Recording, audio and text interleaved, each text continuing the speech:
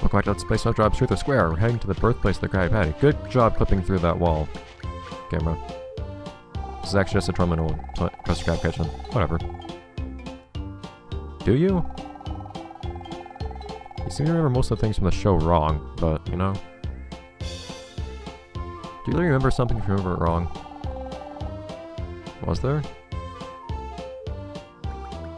Maybe like the fact that you're probably burning those patties right now.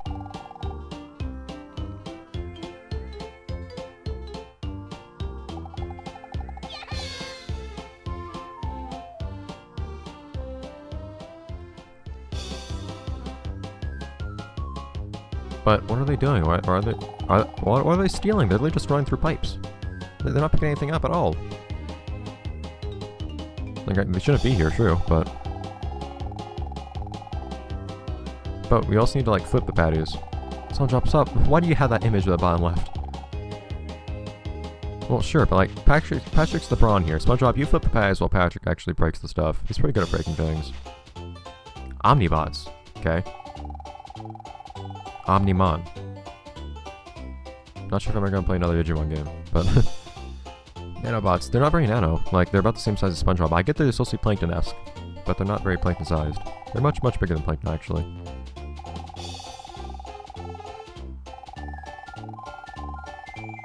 No.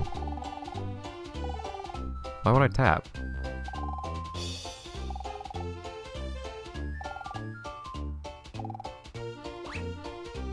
Can I not just use buttons to like attack like normal? Nope. I need to move and then tap. Why? Like, I already have a button that lets me do this. Anyways, it's easy enough just tapping.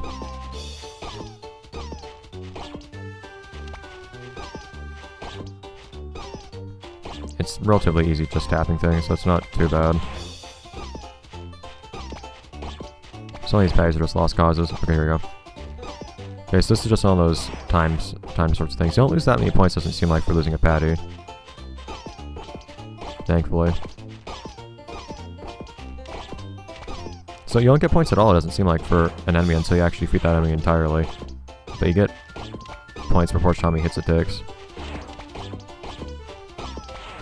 Dude, I'm tapping. Come on, acknowledge me. Acknowledge my taps. Yeah, you don't lose that many points for losing Krabby Patties, honestly. It's really just more a matter of... I mean, if you're going for high score, I guess it would make a difference, but it's more just a matter of how many aces actually managed to hit. Strangely easy compared to all the other games we've been doing. Although part of it is just because the controls are relatively easy for me.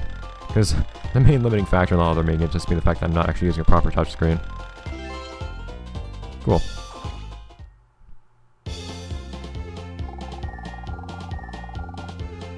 Despite the fact that, like, 10 of them got taken, but yeah, sure. Why is Plankton with Patrick?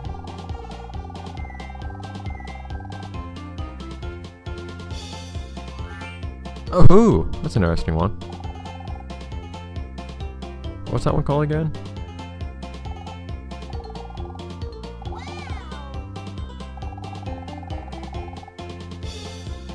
Development. Spat. Yeah, I forgot about that. Can't quite remember what it was called. The French spatula. Yeah, so we only managed to miss 3. That's pretty good, actually. Got the strong majority of all the stuff in the game. But then why didn't you find it? Like, you're just in the Krusty Krab for the longest time. Unless, I mean, you, strictly speaking, most of that time we're not physically inside the Krusty Krab, but you know. Okay. Anyways, where's Spat? I want to see Spat.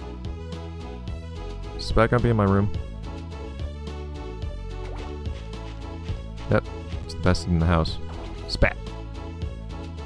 Okay. In that case, I guess I'll start off the last level now. I don't know if I'm gonna be able to finish it this episode or not. I don't know how long it's gonna be. Is it actually gonna be like 3 whole levels? We'll have to see. I hope not, because I only have like episode and a half left in this recording session. I was hoping I might be able to finish the game this recording session. We're really close to the end. But I don't think it'd be a whole... I'm pretty sure it's just gonna be 1 level. Or 1 fight or something, because we don't have any additional bonus levels to do, because we don't have any happiness items left to get. At least, any optional ones. It's actually pretty accurate rendition of Mr. Krabs' office. I don't know why he has so many barrels sitting around, but presumably function as chairs. Yeah, they're chairs. I don't know why he has so many of them, but sure.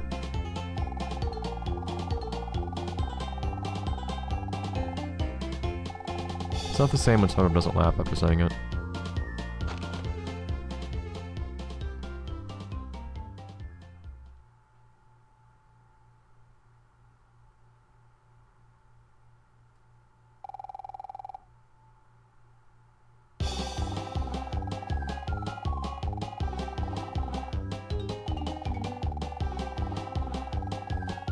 So basically the same thing as the console version. I'll take it.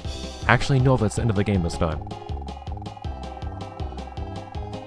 Although part of it was that it was actually more obvious from the game giving me progress on the top screen that was at the end of the game. So that's part of it. Because you actually have to go to the level select screen too as well to actually select a new level so you can self here at the end. I swear that picture.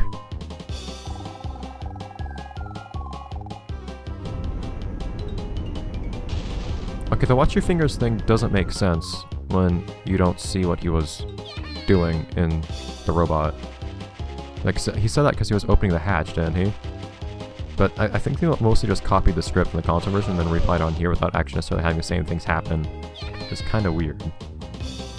Because not everything it said actually corresponds to something in the game. Look at that high-res texture. Why isn't it nighttime this time? I think it's a bit more dramatic when it's nighttime. You gotta make it climactic, man. Not necessarily like Battle for King Bottom levels of climactic, because, man, the music in that game is final boss. Jeez. But... yeah, that's the real face of determination in that frown you got going there. Good job, Spongebob. Anyways. Yeah, so basically same boss fight, actually.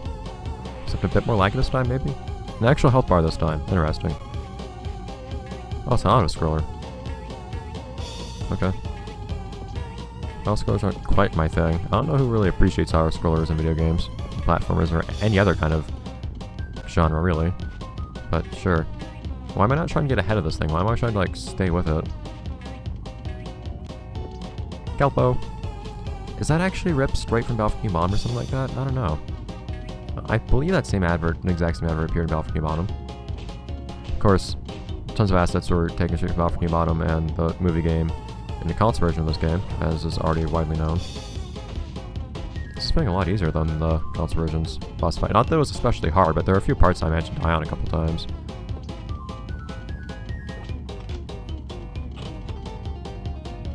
I don't know why that switch was there, but that's entertaining to see.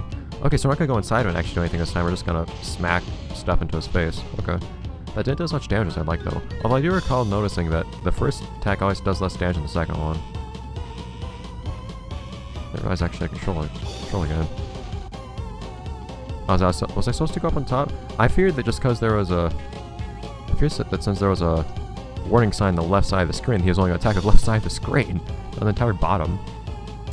Didn't really do much damage anyway, so whatever. Why can't I stand this debris? Like, it was really that hard to create collisions for that? I think this is running even more slowly than it's supposed to be running, though. So this auto scroll is even slower than it's supposed to normally scroll, because of the lag. Hopefully any other DS games I play won't lag. I don't know if it's just that 3D games on DS tend to be laggy on Desmond in general, that being the emulator I'm using, or what. Hopefully that's not gonna be a problem, because a couple other 3DS games I hope to play. I don't know if I've ever actually played any other 3D DS games. Not to get used to 3DS games, I guess, but I don't know if I've played any other 3D DS games on this channel before or not, or in general. There was one time I tried out, what was it? Ultimate Spider-Man. I don't remember if that game was laggy or not, though. I didn't play it, though, because it had... one that's just super hard to play as a Venom with the touchscreen controls while using a laptop. Like, unplayably hard. Like, I couldn't complete the levels with him. On top of that, there were some audio problems. Boom. Actually, at the same time, though, I was using an older, less optimized version of the emulator. So does the side mean he's gonna... no. It says from above. Huh, whatever. But I was using an older, less optimized version of the emulator that also had higher internal resolution, so it looked really pretty actually in 3D. It would be interesting to try that for this game actually. Have a higher resolution for the 3D parts. Things will look a little bit less pixelated and it will be easier to see everything and make out things that are far away.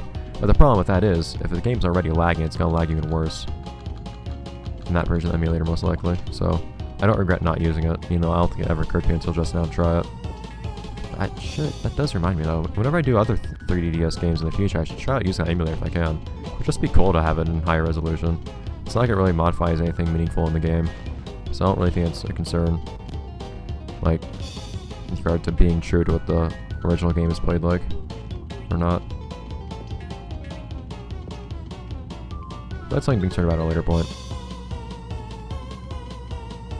Long boss fight, again, probably just because the game's running at like half speed most of the time. It's nice I was able to get the music to not lag though, or at least lag less.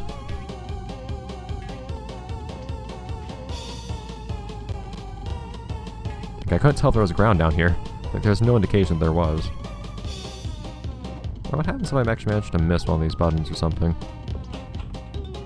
If it just keeps auto-generating new parts of the level or something like that, or if it just loops them around. Ooh, nice! Extra damage. Beautiful. Take things in a bit sooner. Why are there so many cranes here, man? Like, since when is there so much construction in Bikini Bottom? Is that a bowling ball? It's totally a bowling ball. Not bowling ball, I mean pool ball. Sorry. Take that. Okay, I think we're about done. I guess this episode will just end up being slightly longer than usual. Which will, I guess, probably in part make up for not having an episode tomorrow. If I end up completing this game this episode. Why are the random fate though? Like, I'm just suddenly in a different place. Game. Justify these things. It didn't really occur to me. But I guess that's... oh, that switch probably brought down the bridge. I just couldn't see it yet. But I guess it just kind of just now occurred to me. I don't have Plankton following me anymore since he's out here in the real world doing stuff. As an adversary. Wait, what are these robots doing out in the real world though? Wait a minute. What? I thought they were supposed to like shrunk down and everything. Anyways, how did they get here in any case? Oh no, having to go through this part quickly is not a good idea. Not something I like. That concerned me a little bit. Because earlier on in this game, I was having a lot of trouble getting through those parts quickly. Button! Sure. Also, I like that pit on the bottom left side of the screen. Nope, he's out. He's fine.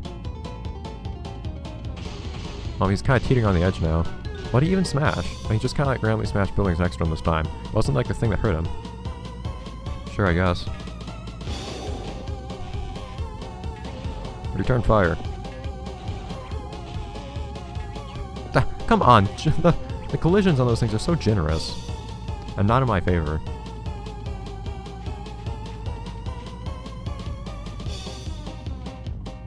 Yeah, though, so I guess to make up for being an episode short this week, this episode's gonna be longer, just to include the ending and all that. Go up, man. Maybe we might see if there's anything of note we can buy in the shop, too. Probably just be like art packs or whatever. Since I don't plan on buying any minigames or anything, since they seem to all just be minigames that you already play in the game anyways, I think. And if they weren't, I won't have much of a guarantee to be able to actually play them because of the whole touchscreen issue I've been having up until now. So, I can leave that be.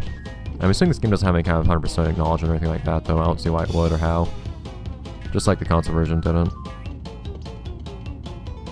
Well, the console version did give you a cheat for finding all the Patricks, sleeping Patricks. But it was black and white mode for some reason. I don't know why the game would just give you black and white mode as a reward for finding all those, but whatever. This isn't gonna hurt him. Okay, cool. I'll take it. Oh, now we go inside. Aha. Cool. No business with you.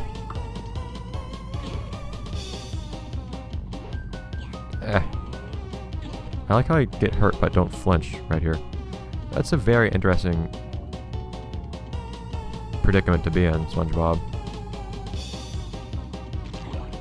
I was wanting to see if I could actually brush up against the top of that one platform. And the bottom of that one platform. But it didn't quite happen. Thankfully I don't have to do this part on a time limit or anything. I could see it being the case that I did. Saying, oh hey, this robot's stunned. You get to him before he stops being stunned. But no. Okay. Off we go.